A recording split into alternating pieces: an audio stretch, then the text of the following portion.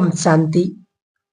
आज बहुत सुंदर विषय जयंती दीदी से किसी ने प्रश्न पूछा कि दीदी जी, हम बाहर जाते हैं, शादियों में जाते हैं, तो अपने खाने की शुद्धता कैसे रखें, क्या व्यवस्था करें, क्या खाएं, क्या नहीं खाएं। बहुत सारे प्रश्नों के जवाब आज हम इस अनुभव में सुनेंगे। तो किसी ने पूछा कि आप स्वयं विदेश में नए नए स्थानों पर सेवार्थ जाते रहे होंगे और जाते हैं, वहां शुद्ध भोजन की व्यवस्था किस प्रकार करती हैं? तो दीदी जी ने कहा कि मैं घूमती हूँ विदेशों में, परंतु शुरू से ही हमारा नियम था कि यदि कहीं सेंटर नहीं है, आजकल तो सब जगह सेंटर है, परंतु उन दिनों सेंटर नहीं थे, तो अपना छोटा सा पतीला साथ रखती थी।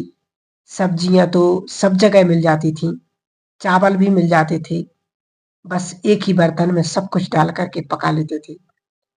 फिर बाबा को याद किया और भोजन स्वीकार किया। कहने का मतलब है, प्यार से बाबा को याद करके जो बनाते हैं, खाते हैं, खिलाते हैं, उससे बहुत शक्ति आत्मा को प्राप्त होती है।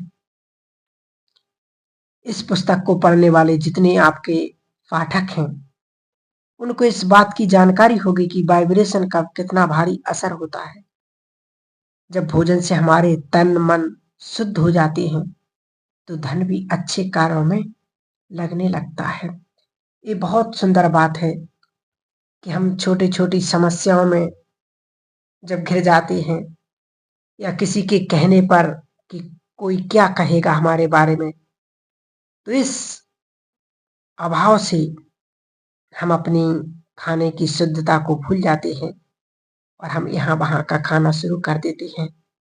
लेकिन वास्तव में ये सारी व्यवस्थाएं, आजकल हर जगह फल मिल जाते, हम कुछ भी करके वो खा सकते, लेकिन बाबा कहते अपनी श्रीमत को, अपनी शुद्धता को कभी नहीं छोड़ना चाहिए, क्योंकि ये बाबा की याद ही बहुत मदद करती है। दीदी जी से फिर किसी ने प्रश्न पूछा कि दीदी जी, आप दादी जानकी जी के साथ काफी साल रहे, बचपन से पालना ली है, तो दादी कैसे भोजन के बारे में सावधानी रखते थे? उनके साथ के कुछ अनुभव सुनाइए। तो दीदी जी ने कहा, हमारी लौकिक माता जी रजनी बहन ईश्वरीय ज्ञान लेकर के लंदन में गई। वह 1957 की बात है। उसको ज्ञान में चलते 6-8 मास ही हुए थे। उसको मालूम था कि मुझे भोजन किस तरह से बनाना है और कैसे बच्चों को खिलाना है। वे भारत के सिस्टम के अनुसार ही सब करती रही। कुछ सालों बाद सेंटर खुला, तो भारत से पहले डॉक्टर निर्मला आई, फिर दादी रतन मोहिनी आई। उनमें भी भोजन बनाने की बहुत अच्छी कला है। फिर दादी जानकी आई, वे भी बहुत अच्छा भोजन बनाती हैं। तो वे जैसे दोपहर में चावल, रोटी, सब्जी, दाल, सलाद आदि बनाते थे, वही नियम चलता रहा। शाम का सात्विक भोजन भिन्न भिन्न देशों की विशेषताएं वाला होता था। इस प्रकार दादियों ने जो सिखाया, उसी अनुसार चलता रहा। जो नए लोग आए, उन्होंने भी उसे स्वीकार करते हुए अपनी आदतों का परिवर्तन कर लिया। एक कहानी है, दादी पूना में थी, तो 1968 की बात है। इतना ठीक स्थान मिल नहीं रहा था। गुरु नानक नगर में दादी रहा रही थी। वह बहुत छोटा स्थान था और जो पड़ोस था वह बहुत शोर करने वाला था। दादी के मन में था कि बाबा का घर शानदार स्थान पर हो और पड़ोस भी शांति वाला हो। क्लास के लिए भी बड़ी जगह चाहिए, इसलिए दादी ने बहुत ढूंढा परंतु नहीं मिला। जून मास 1968 में दादी बाबा के पास आई। मैं भी साथ में थी। बाबा को दादी कहती थी, बाबा स्थान ठीक नहीं मिल रहा है। बाबा दृष्टि देकर दादी को कहते थे, हुआ पड़ा है, तुमको आकर के चाबी हाथ में देंगे, दादी तो विश्वास रखने वाली है, इसलिए उसने बाबा को कुछ कहा नहीं। फिर दादी पूना वापस जाने वाली थी तो बाबा ने लच्छू दादी को कहा कि मुरब्बे की एक बोतल लेकर के आओ, जानकी बच्ची के साथ भेजनी है। वह लेकर आई। जैसे ही दादी स्टेशन से सेंटर पहुंची, एक भाई आया और दादी को एक चिट्ठी दी। उसमें लिखा था कि आपको पता नहीं याद है या नहीं, मैं सुंदरी की माँ हूँ। मैं एक मकान खरीद रही हूँ। नजदीक में भाई मकान की सफाई करने मेरे साथ आया है। हमने नाश्ता नहीं किया है। हम जल्दी घर से निकले थे। हो सके तो आप थोड़ा सा नाश्ता इसके साथ मेरे पास भेज दो। दादी बहुत होशियार थीं। दादी ने तुरंत ही सिंधी कोकी बनाई। एक डिब्बे में कोको डाली, एक डिब्बे में पापड़ डाला। फिर उसको मुरब्बा भी याद आया। मुरब्बा भी एक और डिब्बी में डाल करके भाई को दे दिया कि तुम मालकिन के को दे देना। दादी ने बड़े प्यार से सब किया था। दादी उसको जानती थी। पहले वह यज्ञ की स्टूडेंट थी, बाद में किनारा करके उन्होंने बाद में किनारा कर लिया था और दादी को उसकी बहुत अच्छी पहचान थी। शाम को वो माता दादी के पास आई। दादी को हाथ में चाबी देकर कहती है कि ये जो मकान है इसका क्या करना है। ऐसी कोई पक्की योजना मन में नहीं है।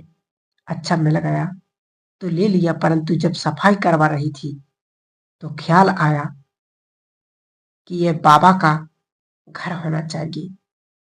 बाबा के कार्य के लिए यह चाबी दे दो। इस प्रकार बाबा ने जो कुछ कहा था वो ही बात हुई। दादी हमेशा हंस के कहती थी, मुझे बाबा ने मुरब्बा भेजा है। उस मुरब्बे ने आत्मा की बुद्धि को पलट दिया है। एक और अनुभव भी है। मुझे पूना सेंटर पर रहते बहुत थोड़ा समय हुआ था। हम नाश्ता करके सेवा में लग जाते थे। फिर 12 बजे हम चारों बहनें भंडारे में आ जाती थी। हर एक अपनी अपनी सेवा करती थी। मुझे सेवा मिली थी चावल साफ करने की। मैंने नल को खोल करके चावलों में पानी डाला। फिर उनको धुलाई करके मैं उंगलियों के बीच से उनका पानी निकाल रही थी। मुझे पता नहीं चला कि दादी मेरे पीछे दरवाजे के पास खड़ी हैं और मुझे देख रही हैं। मैंने कार्य खत्म किया। 3 बार धुलाई करके चावलों को पानी में ही रखा। दादी मेरे पास आई और मुझे कहती, जयंती देखो सिंक में क्या है। मैंने देखा, कुछ कुछ चावल के दाने हैं, क्योंकि उंगलियों के बीच से पानी निकालते समय चावल के दाने भी खिसक जाते हैं। मैंने पूछा, दादी आपको कुछ कहना है? दादी कहती हैं, देखो ये जो दाने हैं ना, तुमने तो सोचा कि कुछ दाने हैं, परंतु जिस व्यक्ति के ने बाबा के घर में दिए, बाबा को इनका एक का 100 गुना रिटर्न देना पड़ेगा। तो ये 10 दाने नहीं है, ये 10,000 दाने हैं। आप सोचो कि कितना नुकसान हुआ है बाबा के यज्ञ का। मैंने कहा, जी दादी मैं समझ गई। फिर मैंने वो सारे दाने इकट्ठे करके अच्छी तरह से धुलाई करके उनको काम में लिया। दादी का इतना ध्यान रहता था हर बात की। इकोनॉमी। एक तरफ बाबा बहुत विशाल दिल था। दादी जानकी भी बहुत बड़ी दिल वाली थी। दादी टोली बनाती थी तो थोड़ी नहीं बनाती थी, बहुत विशाल दिल से सभी को बांटती थी। बाबा ने भी बेकरी पार्क में बच्चों की खूब खातिरी की, मधुबन में, ताकि बच्चे खुश होकर के जाएं। तो दोनों का यही देखा कि विशाल दिल परंतु बहुत इकोनॉमी थी।